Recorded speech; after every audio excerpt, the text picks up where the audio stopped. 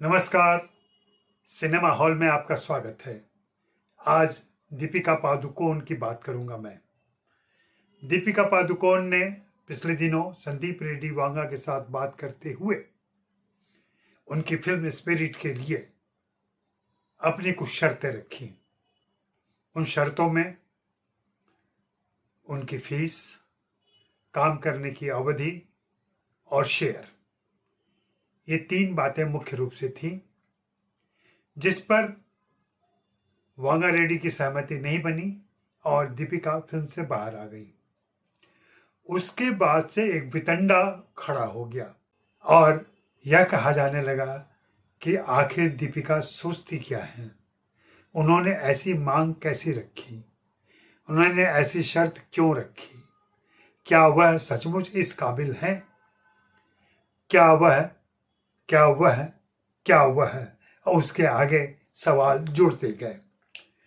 मैं देख रहा हूं पिछले कुछ सालों से, जब भी कोई अभिनेत्री कोई सवाल पूछती है, कोई मांग रखती है, कोई शर्त रखती है, तो कायदे से उस अभिनेत्री के वाजिब मांग पर सहमति बने, लोग समर्थन में आए। मैंने हमेशा देखा कि इंडस्ट्री के ज़्यादातर लोग खामोश हो जाते हैं और कुछ उनके खिलाफ बोलने लगते हैं। मैंने अनुष्का शर्मा के समय भी देखा, मैंने कंगना रनौत के समय भी देखा और अभी दीपिका पादुकोण के समय देख रहा हूं। आपको याद होगा, अनुष्का शर्मा ने कभी समान पारिश्रमिक की बात की थी। उसके बाद से क्या क्या आरोप उन पर न लगाए गए, क्या क्या सवाल नहीं उठाए गए। बार बार ये कहा जाता है कि क्या अभिनेत्रियां दर्शकों को थिएटर में ला सकती हैं।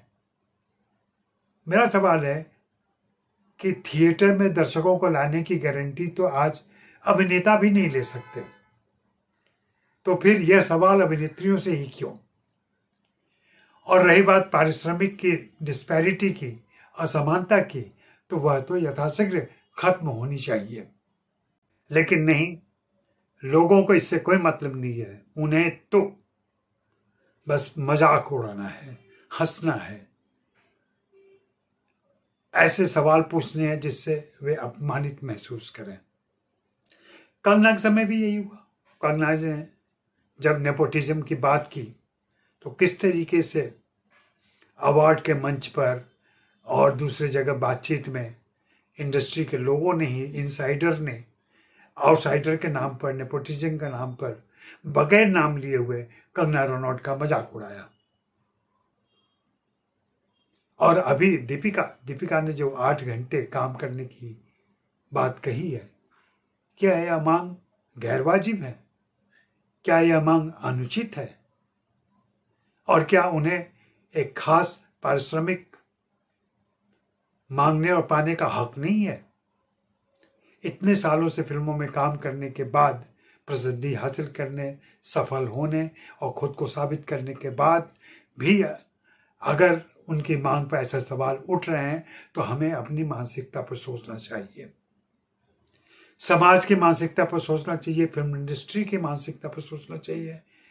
और दिक्कत तो ये है कि अभिनेत्रियां भी उनके विरोध में, उनके खिलाफ बोलती नजर आ रही हैं। कहीं कहीं उन्हें लगता है कि वांगा रेड्डी ने जो भी किया सही किया।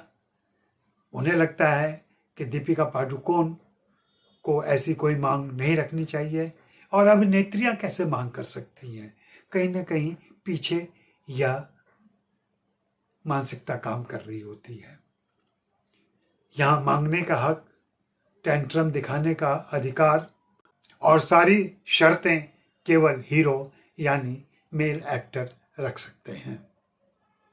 और यही दीपिका पादुकोण के साथ हो रहा है। मेरी अपनी राय है कि दीपिका पादुकोण की मांग वाजिब है। इसे एक अभियान का रूप लेना चाहिए। सभी अभिनेत्रियों को 8 घंटे काम करने का अधिकार मिलना चाहिए। खास करके जो माँ हैं, जो पत्नी हैं, जिनकी शादियां हो गई हैं। कुछ सालों पहले तक तो यह चलन था कि जिन अभिनेत्रियों की शादी हो जाती थी, उन्हें फिल्मों में काम मिलना बंद हो जाता है। अब कम से कम ये तब्दीली आई है कि उन्हें काम मिल रहा है। अगर उन्हें काम मिल रहा है तो शादी के बाद की उनकी प्राथमिकताओं को देखते हुए उनके लिए जगह बननी चाहिए। पैसों की बात या कलाकार और निर्माता निर्देशक के बीच की बात होती है।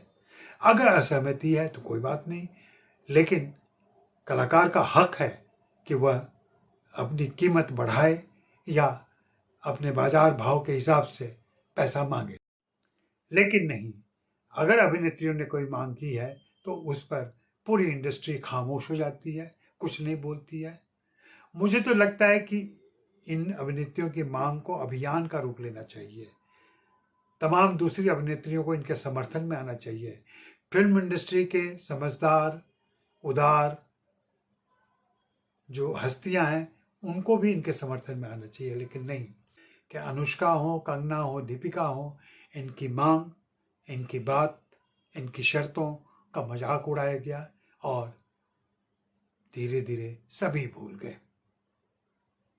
इंडस्ट्री सोचे, जमाना बदल चुका है, तब्दीलियां लाजमी हैं और इस तब्दीली के लिए सभी को तैयार रहना चाहिए। शुक्रिया, मेहरबानी, धन्यवाद।